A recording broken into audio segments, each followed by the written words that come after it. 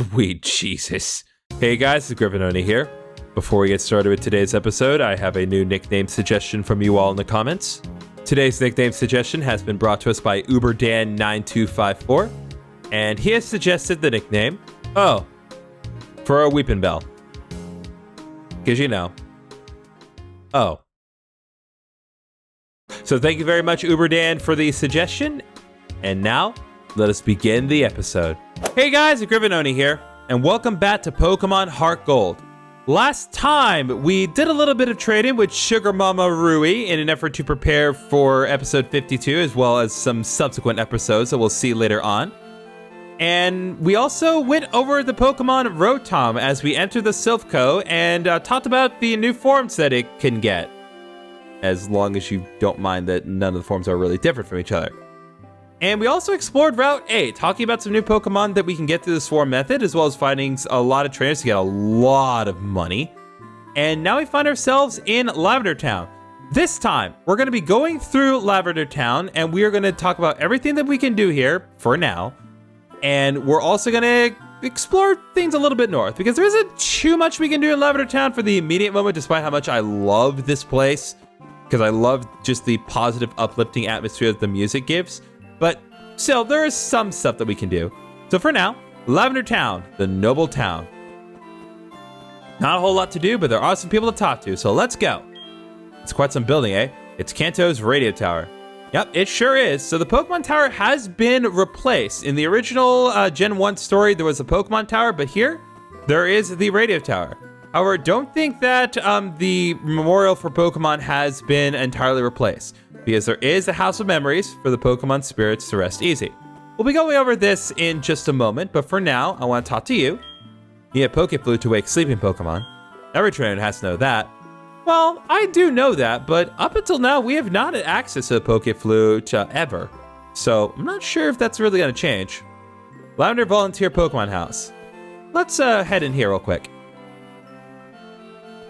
Hello? Mr. Fuji does live here, but he's away now. He should be at the House of Memories. Ah, so Mr. Fuji is still alive and kicking. Very good to hear. Can you believe it? Some people get bored with taking care of Pokemon. Grandpa takes in such poor, harmless Pokemon and takes care of them. Or poor, homeless Pokemon, not harmless. Oh, I hope that they're harmless. Right, Psyduck? Kukua? Aw, it's okay, Psyduck. Don't mind the fact that you're ugly. That's not the reason you were abandoned. Anyway. So there are a few Pokemon here inside Mr. Fuji's house, as always, because Mr. Fuji just loves taking care of Pokemon. Next up is you. Kanto has many good radio shows. Sure does. Yeah, it really sure does, folks. Really, really great shows. Yeah, weirdly enough, can't hear anything, but I'll take your word for it. Anyway, what's in this house? Hello. Lavender is a tiny, quiet town at the foot of the mountains.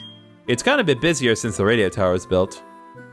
Yeah, not really anything to do in this particular house, but it is nice to get a little bit of world building here. So yeah, it really was just a quiet town full of ghosts and demons and creepy hex maniacs, but needs to kind of mellowed out ever since the spirit of Marowak moved on.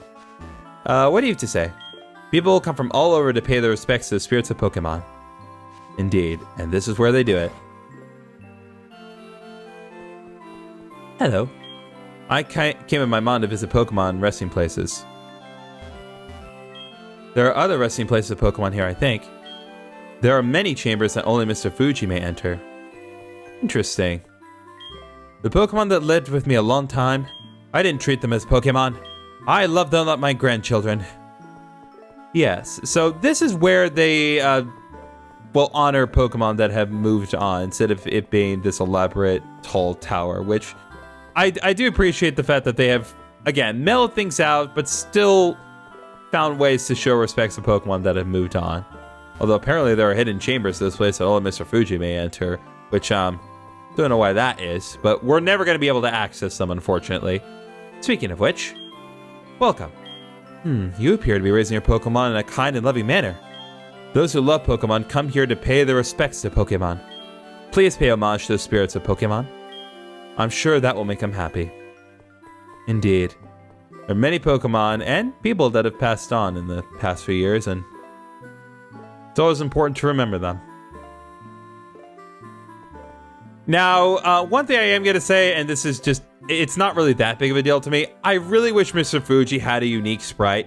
He did in the Gen 3 remake of the Gen 1 story, and I really wish he had just something unique here.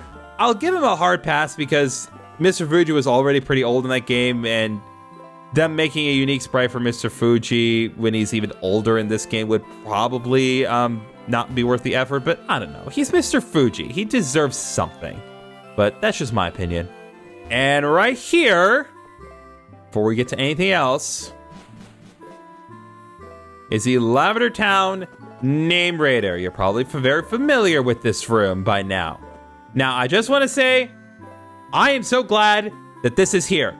Because I don't think you guys realize, like, what this room requires me to do before every episode. Like, yes, I do find ways to record the nickname gimmick in bulk, but I still have to fly to Goldenrod every single time that I do these things. And it's a little tedious, especially when you're doing the Kanto post-game.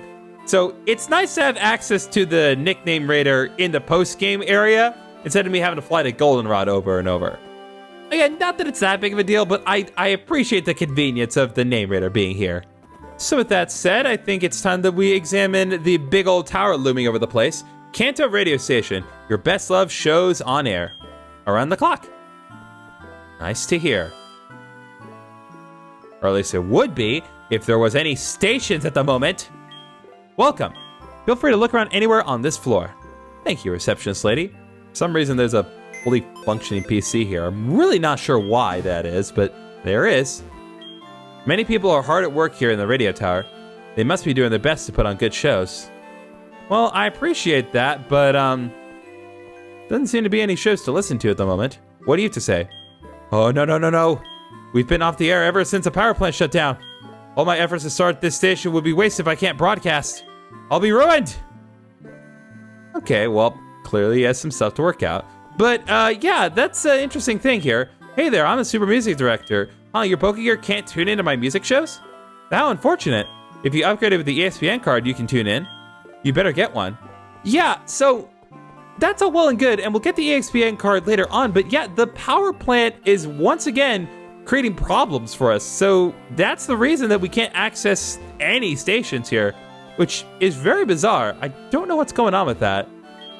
Sorry, we can only tour the ground floor. Ever since Johto's radio tower was taken over by a criminal gang, we've had to step up our security. Well, that's totally fair, even though I am the sole reason that the issue was resolved. There should be an exception made for me. But yeah, that's not going to change. Unfortunately, the majority of the radio tower here in Kanto is not going to be explorable for us, regardless of what we do. But it is worth knowing that they take their security very seriously. But yeah, there isn't anything that we can do at the radio tower here for now, but we are going to want to remember this place once the matter with the power plant gets resolved. Now, how and when that gets resolved, that may be up to us. Now, that pretty much takes care of all that we can do in Lavender Town for now. Like I said, there is a little bit more that we're going to be able to do later on, and trust me, there will be plenty I'll be doing here in between episodes. But for now, we're just going to go to the Pokemon Center. We're going to talk to the people inside, and then we're actually going to move on, because there are some things that we need to do. There's a radio show that plays Pokeflute music. Oh. Your radio needs an EXP card to into it. Well, we also need functioning radio stations. So north of Lavender is the rock tunnel. Go through it to get to the power plant. All right, well, now we have a clear route to the power plant at least. The power plant isn't running. The mana train won't run either. It also means the radio station can't broadcast. Well, I guess we'll just have to do something about that power plant, won't we? Now, before we head out, there are a couple things that we need to do. So before we go into the rock tunnel, I do want to point out that I've gone into the PC and I have brought in Dwayne and Venus again. Because I believe we are going to need strength for something that's coming up briefly, and Splash because it's the rock tunnel. It's one of those infamous dungeons that I'm pretty sure it does require Flash even in this game. If I'm wrong, I will make the changes necessary, but otherwise, I'm going to be rocking this team for the next little while. But with that said, I think it's time that we head out.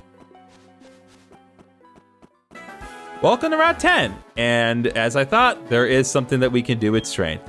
So let's use Strength with Dwayne. Let's move this boulder over here. And we got TM69. Nice. Rock Polish. Let's go over this nice TM, shall we? So, Rock Polish. The user polishes its body to reduce drag. It sharply raises the speed stat. So yes, this is a move that weirdly raises the speed of rock-type Pokemon by 2 stages.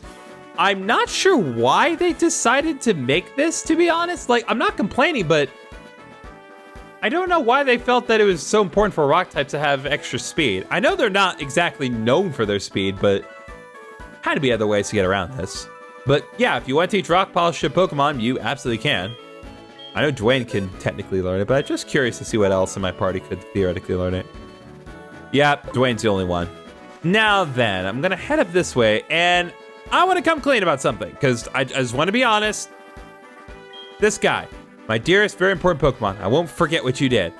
So, this guy was a trainer who I actually fought. And I did not mean for this to happen, but I had to make a compromise because I'd actually attempted to fight him earlier. And the fight, I don't know if it was the fight or just something going on in the background of my computer, but while I was fighting him, my computer crashed. The DS did not crash, mind you. The DS was running perfectly fine. But my whole computer crashed, and I had to shut everything down and start over. And because I did not save between episodes 52 and this one, I didn't want to lose everything I had done this morning just because of this guy crashing my computer. So I had to make a compromise, and this is where it is. This is the one thing I did not do. But I will point out, he had a level 43 Wooper in his party. He had a level 43 Quagsire in his party, my apologies. And yeah, that Quagsire crashed my computer. So I don't care how little you forgive me, frankly, because I will forgive you for crashing my computer. Anyway, we're gonna move on to something that we can fight, and hopefully this guy won't crash my computer. Ha ha! Well, aren't we enthusiastic? Oh, he's got him a champ. This guy's actually pretty decently tough here. But I actually am going to be sticking with Saris, especially because I switched out Akita in order to get my Bellsprout in. So, I can't really do this. Also, interestingly enough, this Machamp has no guard. So, even though Saris was using Fly just now, Saris' speed did go down because no guard does keep it so Scary Face will still land even when Saris is in the air. It's a really interesting detail. Also, you just Scary Face 3 times in a row? Seriously? You fool. You utter fool.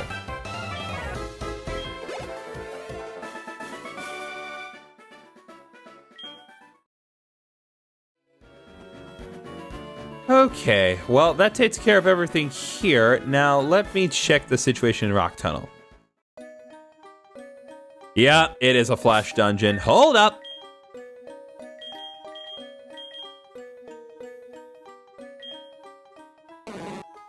Use flash! Awesome. So now we're back in it with a new tunnel. Now, here's the thing to say about Rock Tunnel, though. Even though this is a new dungeon for us, and yes, there is an X defend hidden in this rock here. And we do get the Epic Kanto music once again. There really isn't a lot to unpack when it comes to the Rock Tunnel, at least in this version. If anything, there is less to do here than Fire Red and Leaf Green, as there are no trainers here at all. And as far as I'm aware, Argento had nothing to do with it this time. So we are just going to have to proceed through it as best as we can. But like I said, there really isn't a whole lot we can do. Yeah, Dwayne does know Rock Smash, so we can at the very least deal with these rocks here. And find whatever Pokemon's inside. Oh, so at least this Jude is a little higher level than the previous one. But, oh, come on! Oh, man, you gotta be kidding me. I was just about to say something, and then once again... Oh!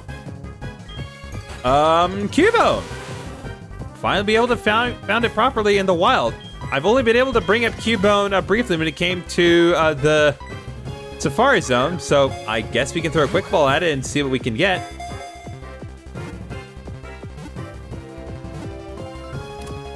There we go. Cubone has been caught. I guess we are going to be getting a new Pokemon today after all. Cubone, the lonely Pokemon. Well, that is no longer the case. If it is sad and lonely, the skull it wears shakes and emits a plaintive and mournful sound. What in the hell, Gang Freak? Come on! You can't even walk around without sounding miserable.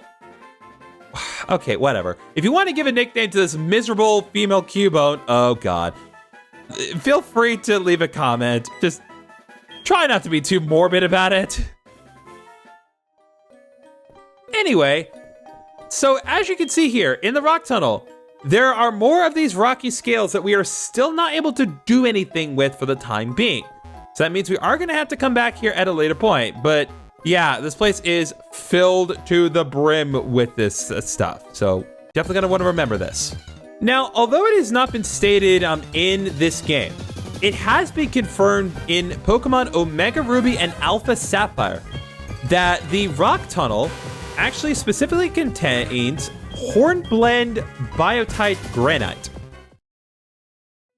I don't know what that really means, as I'm not a geoscience expert, and well, I actually do know someone who is a geologist, and that would actually be Paige.